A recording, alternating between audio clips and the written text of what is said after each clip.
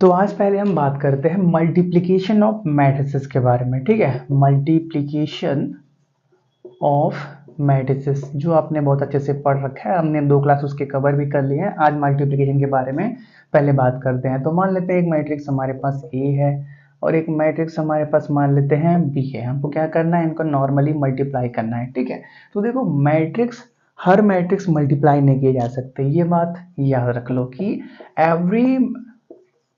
every two matrices cannot be multiplied, can't be multiplied। ऐसा क्यों? क्योंकि मैट्रिक्स मल्टीप्लिकेशन के कुछ रूल होते हैं। मैट्रिक्स मल्टीप्लिकेशन के कुछ रूल होते हैं। पहला रूल क्या बोलता है कि जो आपका एक मैट्रिक्स ए है और एक मैट्रिक्स बी है, लिख लेते हैं, if A and B are any two matrices, then their multiplication is denoted by, then their multiplication is denoted by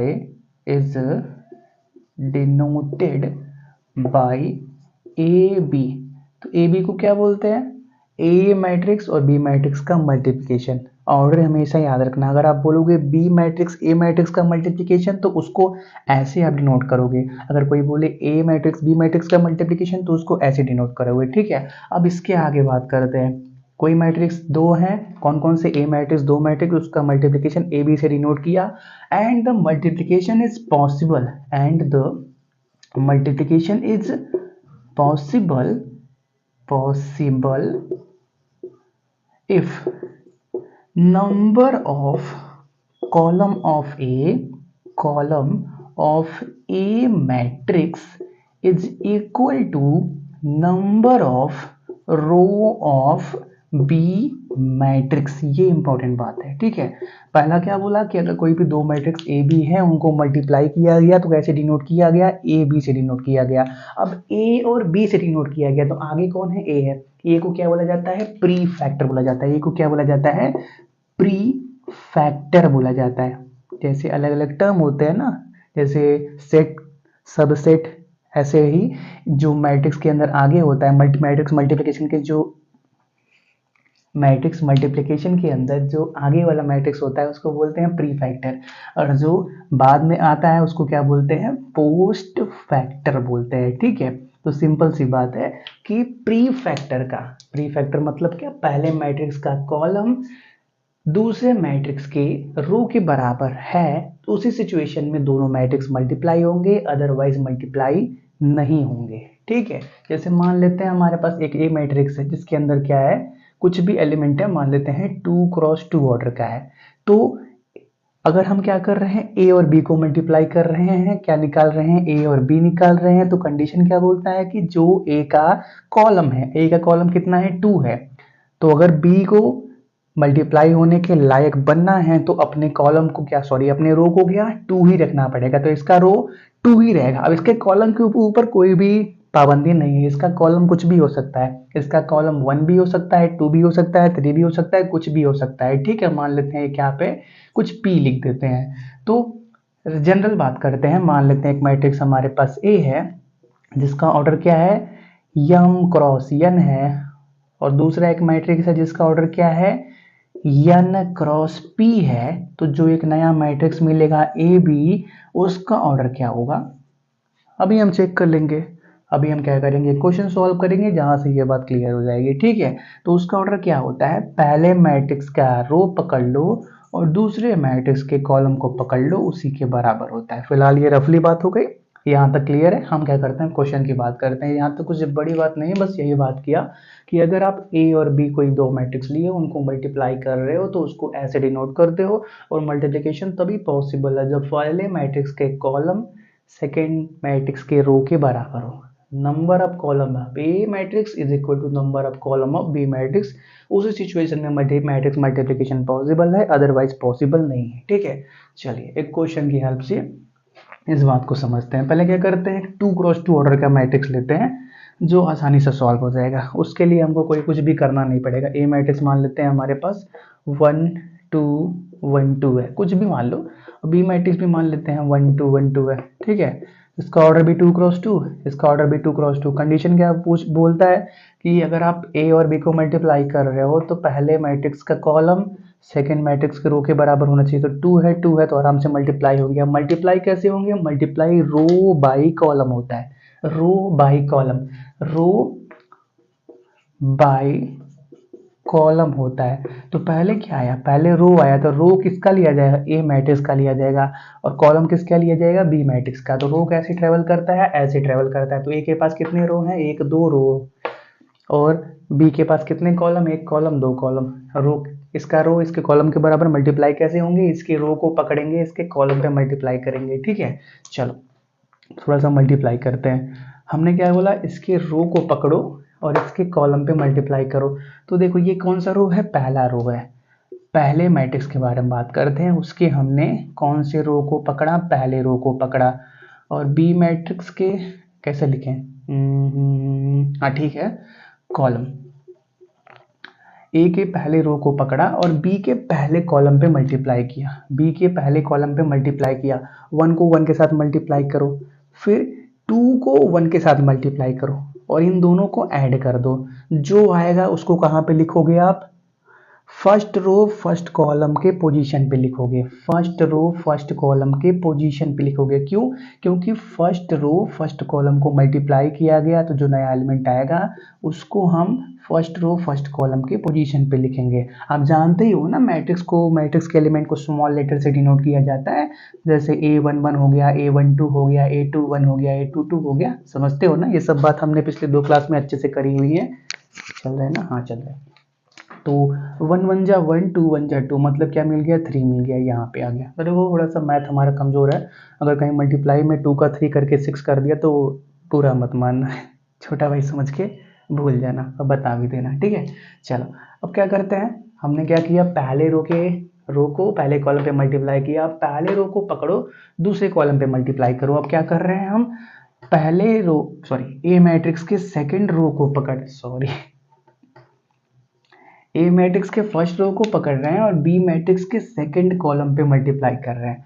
तो क्या दिख रहा है आपको? 1 2, तो 1 2, तो जो नया एलिमेंट मिलेगा वो कहाँ लिखा जाएगा? यहाँ पे लिखा जाएगा, फर्स्ट रो सेकंड कॉलम के पोजीशन पे लिखा जाएगा। तो 1 इंटू 2 2, 2 इंटू 2 4, दोनों को ऐड कर दो तो 6 आ गया। अब क्या करते हैं? सेकेंड रो को पकड़ो। अब हम क्या कर रहे हैं? ए मैट्रिक्स के सेकेंड रो को पकड़ रहे हैं और बी मैट्रिक्स के फर्स्ट कॉलम पे मल्टीप्लाई करेंगे। इसको पकड़ेंगे, यहाँ मल्टीप्लाई करेंगे। तो क्या दिख रहा है? 2 1, तो 2 1, तो जो एलिमेंट मिलेंगे वो कहाँ लिखा जाएगा? सेकेंड रो फर्स्ट कॉलम के पोजीशन पे। 1 1 जा 1, 2 1 जा 2। वो फिर क्या? सेकेंड रो को पकड़ो, सेकेंड कॉलम पे मल्टीप्लाई करो, तो 2 2, तो 2 2 मतलब क्या? सेकेंड रो सेकेंड कॉलम का एलिमेंट, तो जो मिलेंगे वो कहाँ लिखे जाएंगे? यहाँ पे। तो 2 2 जा 4, 1 2 जा 2 और 2 2 जा 4, मतलब क्या? 6 मिल गया। चलो तो इसका भी ऑर्डर कितना है? 2 क्रॉस 2 है। हमने बोला भी था कि 2 मैट्रिक्स है, पहले का ऑर्डर m क्रॉस n है, दूसरे का ऑर्डर n क्रॉस p है। तो नया मैट्रिक्स जो मिलता है उसका ऑर्डर m क्रॉस p होता है। m का वैल्यू यहाँ पे 2 है, p का वैल्यू भी 2 है, तो यहाँ पे प्रॉब्लम नहीं हुआ। अब क्या करते हैं? ऑर्डर थोड़ा सा चेंज करते हैं, एक का ऑर्डर कुछ और लेते हैं, दूसरे का ऑर्डर कुछ और लेते हैं, ठीक है। इसको नोट करो पहले। चलो करते क्या है? ए मैट्रिक्स को, चलो इसको भी हटा देते हैं इसको भी, इसको थोड़ा सा रहने देते हैं, बाद में भी चेक करेंगे ना। मान लेते हैं एक ए मैट्रिक्स लेते हैं हम, जिसके अंदर एलिमेंट क्या है? 1 -1 2 0 3 4। तो इसका ऑर्डर कितना है? 2 क्रॉस 3 है। तो जो बी मैट्रिक्स लेते हैं वो क्या लेते हैं? 3 क्रॉस समथिंग का लेते हैं। 3 मतलब क्या? उसके अंदर नंबर ऑफ रो कितने हो? 3 हो, क्योंकि इसके कॉलम 3 हो चुके हैं तो उसके अंदर रो कितने होने चाहिए? 3 होने चाहिए। तो 2 7 और क्या? -1 1 5 4 लेते हैं। इसका ऑर्डर कितना है? इसके अंदर 3 रो हैं और 2 कॉलम है। तो देखो number of column of A is equal to number of row of B. तो अब उस सिचुएशन में ए बी मल्टीप्लाई पॉसिबल है, तो मल्टीप्लाई करना स्टार्ट करो। कैसे करोगे? इसके रो को पकड़ो, कॉलम पे मल्टीप्लाई करो। चलो रो को पकड़ो, कॉलम पे मल्टीप्लाई करो। तो पहले मैट्रिक्स के कहाँ पकड़ रहे हो? पहले मैट्रिक्स के रो बी मैट्रिक्स के कॉलम। तो पहले मैट्रिक्स के पहले रो को पकड़ लिया, कहाँ मल्टीप्लाई किया, पहले सेकेंड मैट्रिक्स के पहले कॉलम पे, तो 1 1। तो जो एलिमेंट मिलेंगे वो कहाँ लिखे जाएंगे, first row first column position पे लिखे जाएंगे। तो 1 इंटू 2 2 प्लस -1 इंटू -1 +1 हो गया, 2 इंटू 5 10 हो गया। अब पकड़ो क्या, पहले रो को पकड़ो, सेकेंड कॉलम पे मल्टीप्लाई किया, पहले रो को पकड़ा सेकेंड कॉलम पे मल्टीप्लाई किया, तो क्या दिख रहा है 1 2 1 2 मतलब फर्स्ट रो सेकेंड कॉलम का एलिमेंट। तो जो मल्टीप्लाई करके मिलेगा उसको कहाँ रखेंगे, first row second column position पे, मतलब इसके बगल में। तो क्या लिखेंगे 1 इंटू 7 7 -1 इंटू 1 -1 2 इंटू 4 8। अब फिर क्या, पहले मैट्रिक्स के सेकेंड रो को पकड़ो और दूसरे मैट्रिक्स के फर्स्ट कॉलम पे मल्टीप्लाई करो, इसको पकड़ के यहाँ मल्टीप्लाई कर दो, इसको पकड़ के यहाँ पे मल्टीप्लाई करोगे, करस्पॉन्डिंग एलिमेंट को मल्टीप्लाई करना, इस बात को याद रखना। एग्जैक्टली इसको पकड़ो यहाँ पे बैठा दोगे तो 0 2 के साथ बैठेगा, 3 -1 के साथ, 4 5 के साथ, ठीक है। चलो तो कितना मिलेगा, 0 इंटू 2 0 प्लस 3 इंटू -1 मतलब क्या -3 प्लस 4 इंटू 5 मतलब क्या 20 हो गया। अब इस सेकेंड रो को पकड़ो, सेकेंड कॉलम पे मल्टीप्लाई करो, तो क्या दिख रहा है 2 2 दिख रहा है, तो 2 2 मतलब सेकेंड रो सेकेंड कॉलम का एलिमेंट। तो चल रहा है ना यार, कई बार बंद हो जाता है भाई, इसीलिए बार बार चेक करना पड़ता है, इसका बैटरी बैकअप बहुत ही खराब है। लो खराब नहीं बोल सकते क्योंकि चल रहा है, कम है ऐसा बोल सकते हैं। खराब मतलब क्या यार, खराब मतलब क्या, अपने काम का नहीं है लेकिन इसी से तो काम हो रहा है, तो खराब नहीं बोल सकते, इसका बैटरी बैकअप थोड़ा सा लो है ऐसा बोल सकते हैं, ठीक है। चलो खराब कुछ नहीं होता, थोड़ा सा बेहतर किया जा सकता है या थोड़ा सा कम बेहतर होता है ऐसा बोल सकते हैं। चलो ये तो फिलोसफी की बात हो गई, हम बात करते हैं मैथमेटिक्स के बारे में। तो 0 इंटू 7 0, 3 इंटू 1 3 4 इंटू 4 16। देखो अगर स्पीड स्लो लग रहा हो तो आप इंटू 2 इंटू 1.5 करके देख सकते हो, उतना तो ऑप्शन होता है यूट्यूब के पास, ठीक है। तो क्या मिल गया हमको, एक नया मैट्रिक्स मिल गया, अब कुछ भी बचा नहीं, इसको यहाँ मल्टीप्लाई किया, इसको यहाँ मल्टीप्लाई किया, इसको यहाँ किया, इसको यहाँ किया, अब कोई भी रो कोई भी कॉलम बच नहीं रहा है। तो क्या दिख रहा है हमारे पास, एक 2x2 ऑर्डर का मैट्रिक्स दिख रहा है। तो अगर आप क्या करना चाहते हो, किसी भी दो मैट्रिक्स है उनका ऑर्डर अलग अलग है, इसका ऑर्डर 2x3 इसका ऑर्डर 3x2 है, पता करना चाहते हो दोनों का मल्टीप्लिकेशन से जो नया मैट्रिक्स बनेगा उसका ऑर्डर क्या होने वाला है, तो एक तरीका क्या है मल्टीप्लाई करके देख लो, दूसरा तरीका क्या है पहले मैट्रिक्स के रो को देख लो, दूसरे मैट्रिक्स के कॉलम को देख लो, और वही क्या होगा, नए उनके मल्टीप्लिकेशन से बनने वाले मैट्रिक्स का ऑर्डर होगा। तो ये बात क्लियर है, बहुत क्वेश्चन बहुत सारे दिए हुए हैं बुक के अंदर, आप प्रैक्टिस कर सकते हो। और मैट्रिक्स मल्टीप्लिकेशन के अंदर बस कॉन्सेप्ट जरूरी है, और क्वेश्चन तो अनलिमिटेड होते हैं, ठीक है। जो भी बुक में क्वेश्चन दिए गए हैं जितने हो सकते हैं हम तो कराएंगे ही, और एक्स्ट्रा क्वेश्चन आप साथ साथ करते रहना, ठीक है। चलो अब हम कुछ और पॉइंट के बारे में बात करते हैं कि अगर इफ ए और बी एग्जिस्ट कर रहा है, ए और बी मैट्रिक्स एग्जिस्ट कर रहा है, ये अलग से ए मैट्रिक्स अलग से बी मैट्रिक्स मल्टीप्लाई कर दिया तो ए बी मैट्रिक्स बन गया। ए बी मैट्रिक्स कर रहा है मतलब क्या, पहले का कॉलम सेकंड के रो के बराबर है, उनको मल्टीप्लाई करके हमने ए बी मैट्रिक्स बना लिया। Then it is not necessary, it is not necessary that B A matrix exist. अगर ए बी एग्जिस्ट कर रहा है तो ऐसा किसी ने नहीं बोला कि बी ए भी एग्जिस्ट करेगा ही करेगा, हो भी सकता है नहीं भी हो सकता है। क्यों, क्योंकि देखो यहीं पे देखते हैं, ठीक है। हमने क्या बोला है कि अगर कोई भी दो मैट्रिक्स को मल्टीप्लाई करना है तो पहले का कॉलम सेकंड के रो के बराबर होना चाहिए। तो मान लेते हैं हम बी ए मैट्रिक्स निकालना चाह रहे हैं, तो अब ये क्या बन गया प्री फैक्टर, ये क्या बन गया post factor, pre factor post factor. तो हमने क्या देखा है कि पहले का कॉलम दूसरे के रो के बराबर होना चाहिए। तो पहले का कॉलम कितना है हमारे पास दो कॉलम है, तो पहले का कॉलम कितना है हमारे पास, दो कॉलम है। अब दूसरे का रो देखो, इसका रो कितना है हमारे पास, दो रो है, तो 2x2 है, तो यहाँ पे क्या होगा मल्टीप्लाई हो जाएगा, यहाँ पे क्या होगा आराम से मल्टीप्लाई होगा। कैसे मल्टीप्लाई होगा उसको भी देख लेते हैं। हम क्या करेंगे 2 7 -1 1 5 4 को पकड़ेंगे, B matrix sorry B matrix हो गया, अब ए मैट्रिक्स लिखो 1 -1 2 0 3 4। चलो मल्टीप्लाई करना है, कैसे होगा रो बाय कॉलम, पहले मैट्रिक्स के रो को पकड़ेंगे दूसरे मैट्रिक्स के कॉलम पे मल्टीप्लाई करेंगे। इसको भी कर लिया जाए, चलो कर ही लेते हैं, ठीक है। तुम चल रहे हो ना, तुम चलते रहना, अगर ये बंद भी हो गया तो आप भावनाओं को समझते हुए आगे बढ़ जाना, ठीक है। हाँ चलो पकड़ते हैं, ये क्या है पहला मैट्रिक्स, ये क्या है दूसरा मैट्रिक्स। अब पहले मैट्रिक्स के रो के बारे में बात करेंगे और सेकंड मैट्रिक्स के कॉलम के बारे में बातें करेंगे। तो पहले मैट्रिक्स के पहले रो को पकड़ा, कहाँ मल्टीप्लाई किया, सेकंड मैट्रिक्स के पहले कॉलम पे, तो कहाँ मिला हमको 1 1 मिला, मतलब क्या फर्स्ट रो फर्स्ट कॉलम का एलिमेंट, तो क्या मिलेगा 2 इंटू 1 2, 7 इंटू 0 0, छोड़ दो। अब क्या करो, पहले रो को पकड़ो और क्या करो, कहाँ मल्टीप्लाई करोगे, दूसरे कॉलम में मल्टीप्लाई करोगे, तो 1 2 मतलब क्या फर्स्ट रो सेकंड कॉलम का एलिमेंट, तो क्या मिलेगा 2 इंटू माइनस वन माइनस का 2 प्लस 7 इंटू 3 21। और आगे बढ़ते हैं। अब क्या करो, पहले रो को पकड़ो तीसरे कॉलम में मल्टीप्लाई करो, तो 1 3 मतलब फर्स्ट रो थर्ड कॉलम का एलिमेंट, तो 2 इंटू 2 4, 7 इंटू 4 28। आगे बढ़ते हैं। अब सेकेंड रो पे आ गया तो इसको छोड़ दो, यहाँ पे आ जाओ। सेकेंड रो को पकड़ा फर्स्ट कॉलम पे मल्टीप्लाई करेंगे, सेकेंड रो को पकड़ा फर्स्ट कॉलम पे मल्टीप्लाई करेंगे, तो minus one into one minus one, 1 into zero zero छोड़ दो। मैं आप क्या करो, सेकेंड रो को पकड़ो सेकेंड कॉलम पे मल्टीप्लाई करो, तो 2 2 मतलब क्या सेकेंड रो सेकेंड कॉलम का एलिमेंट, तो यहाँ पे देखो minus one into minus one one हो गया, 1 इंटू थ्री थ्री हो गया। और फिर क्या, इसको पकड़ो सेकेंड रो के एलिमेंट को थर्ड कॉलम पे मल्टीप्लाई करो, तो 2 3 मतलब क्या सेकेंड रो थर्ड कॉलम का एलिमेंट, तो जो चीज़ मिलेंगी वो कहाँ लिखे जाएंगी, यहाँ पे लिखे जाएंगे second row third column. Minus one into two minus two, 1 into four four. अब आगे बढ़ो थर्ड कॉलम पे आ जाओ, पहले रो के सॉरी पहले मैट्रिक्स के थर्ड कॉलम पे आ गए, 5 4 को पकड़ेंगे वो यहाँ मल्टीप्लाई करेंगे, तो 3 1 3 1 मतलब क्या थर्ड रो फर्स्ट कॉलम, तो यहाँ पे लिखा जाएगा थर्ड रो भी बन जाएगा। अब तो 5 into one 5, 4 into zero zero छोड़ो। अब पहले को पकड़ो दूसरे के साथ मल्टीप्लाई करो, तो दूसरे मैट्रिक्स का सेकेंड कॉलम, तो 3 2 मतलब थर्ड रो सेकेंड कॉलम का एलिमेंट, तो यहाँ पे लिखा जाएगा 5 into minus one minus five, 4 into three 12।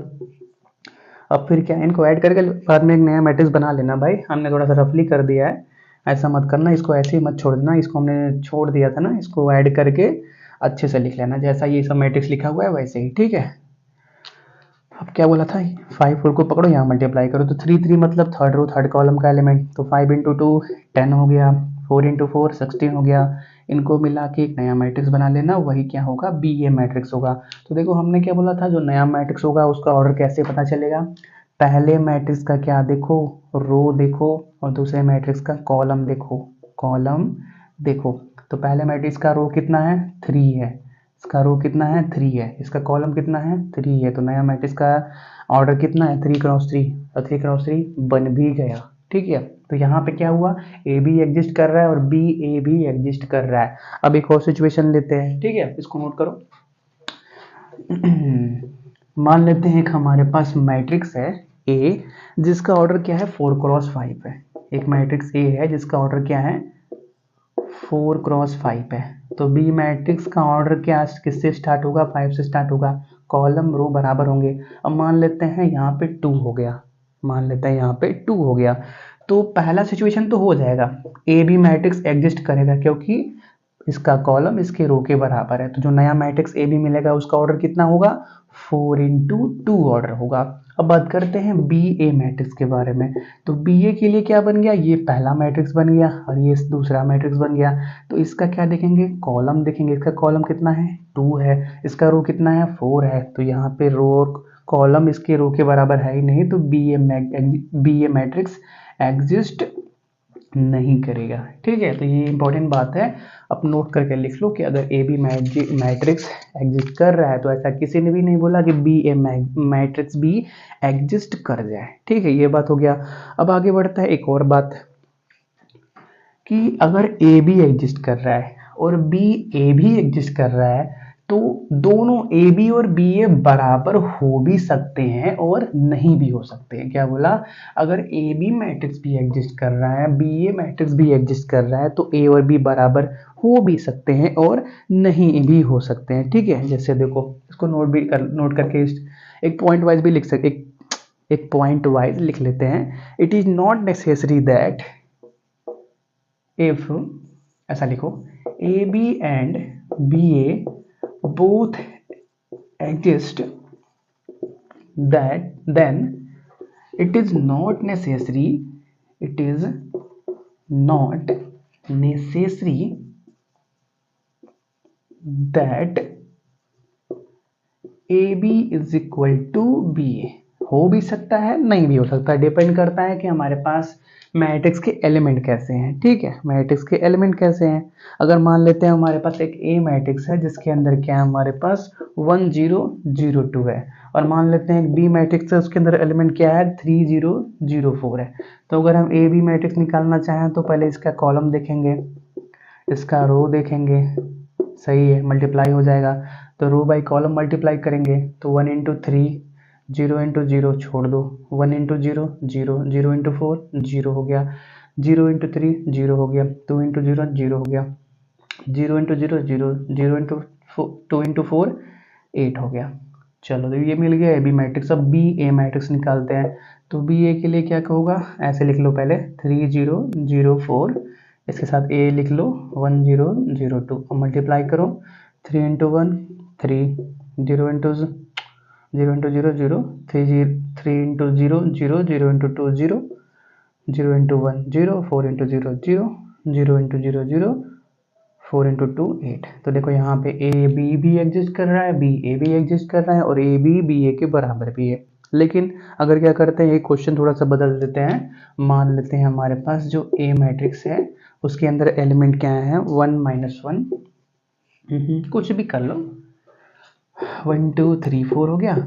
और मान लेते हैं बी मैट्रिक्स है उसके अंदर क्या है, 5 6 7 और 0 मान लेते हैं। ठीक है, चलो यहाँ पे ए बी पहले निकालते हैं, ए बी पहले निकालते हैं। और टेंशन हमारी भी बढ़ रही है, टेंशन हमारी भी बढ़ रही है क्योंकि 20 मिनट्स के ऊपर जा रहा है, अभी तक हिम्मत नहीं आ रहा है। चलो 1 इंटू 5, 5 प्लस 7 4 14, और 1 इंटू 6 6 हो गया, 2 इंटू 0 हो गया, 3 5 जा 15, 4 7 जा 28, और क्या 3 6 जा 18, 4 इंटू 0 0, मतलब क्या मिल गया यहाँ पे 19 6, और क्या 43 18। अब क्या करते हैं, बी ए मैट्रिक्स निकालते हैं। तो बी ए मैट्रिक्स क्या, 5 6 7 0 1 2 3 4, मल्टीप्लाई करो, 5 इंटू 1 5, और क्या 6 3 जा 18, और क्या 5 2 जा 10, 6 4 जा 24, 7 1 जा 7, 0 0, 7 2 जा 14, और 0 0। ठीक है, तो यहाँ पर देख रहे हो क्या कितना आ रहा है हमारे पास, 23 34 7 14। तो यहाँ पर देख रहे हो ए बी एग्जिस्ट कर रहा है, बी ए भी एग्जिस्ट कर रहा है, लेकिन ए बी ए के बराबर है ही नहीं। ठीक है, तो it is not necessary that A B and B A both exist and both are equal. May और मे नॉट बी, हो भी सकते हैं, नहीं भी हो सकते हैं। ठीक है, तो यहाँ तक मैट्रिक्स मल्टीप्लिकेशन की सारी बातें कंप्लीट होती हैं, इसको आप नोट करो। अब क्या करते हैं, अपर ट्रायंगुलर मैट्रिक्स और लोअर ट्रायंगुलर मैट्रिक्स की बात कर लेते हैं। ठीक है, इसको नोट करो पहले आप, इसको नोट करो, थोड़ा सा 2 मिनट का ब्रेक लेते हैं। चलिए तो कंटिन्यू करते हैं, बात करते हैं अपर ट्रायंगुलर मैट्रिक्स के बारे में। ठीक है, अपर ट्रायंगुलर, चलो पूरा लिखते हैं, ट्रायंगुलर मैट्रिक्स के बारे में। अपर ट्रायंगुलर मैट्रिक्स अपने नाम से ही क्लियर है, अपर ऊपर साइड ट्रायंगल बनना चाहिए। लेकिन अपर ट्रायंगुलर मैट्रिक्स सिर्फ और सिर्फ स्क्वायर मैट्रिक्स के अंदर ही बनते हैं, क्यों, इसके बारे में भी बात करते हैं। मान लेते हैं कि हमारे पास ए मैट्रिक्स है जिसका ऑर्डर क्या है, 2 क्रॉस 2 है, 1 2, हाँ 1 1 1 2, A21 A22। तो ट्रायंगल बनाने के लिए क्या चाहिए, हमको एक फिक्स अलाइनमेंट चाहिए। अलाइनमेंट तभी मिलता है जब कोई भी चीज़ फिक्स रेशियो में डिवाइड की गई हो। मतलब क्या, अगर स्क्वायर होगा तो जितना पोर्शन ऊपर होगा उतना पोर्शन नीचे भी होगा, अगर स्क्वायर होगा तो जितना पोर्शन ऊपर होगा उतना पोर्शन नीचे भी होगा। इसीलिए सिर्फ अपर ट्रायंगुलर मैट्रिक्स सिर्फ और सिर्फ स्क्वायर मैट्रिक्स के अंदर ही बनाए जा सकते हैं। मान लेते हैं, चल रहा है ना भाई, अबे चल रहा है ना, मान लेते हैं एक हम दूसरा मैट्रिक्स बनाते हैं जिसका ऑर्डर क्या थोड़ा सा बिखार देते हैं। मान लेते हैं 1 2 1 3 4 5 6 है। अब इसके अंदर क्या ट्रायंगल बनाना है, तो क्या ट्रायंगल बना सकते हो, नहीं बना सकते। क्यों नहीं बना सकते? क्योंकि हमारे पास एलिमेंट फिक्स रेशियो में डिवाइड ही नहीं किए गए हैं। मान लेते हैं हमने इतने को डिवाइड कर दिया, तो क्या 5 को आधा आधा बांटोगे? ऐसा तो हो नहीं सकता। इसीलिए अपर ट्रायंगुलर मैट्रिक्स और इसके बाद एक और हम देखने वाले हैं लोअर ट्रायंगुलर मैट्रिक्स, वो दोनों ही कॉन्सेप्ट स्क्वायर मैट्रिक्स के ऊपर ही डिफाइन है। ठीक है, तो डेफिनेशन लिख लो। A square matrix is called an upper triangular matrix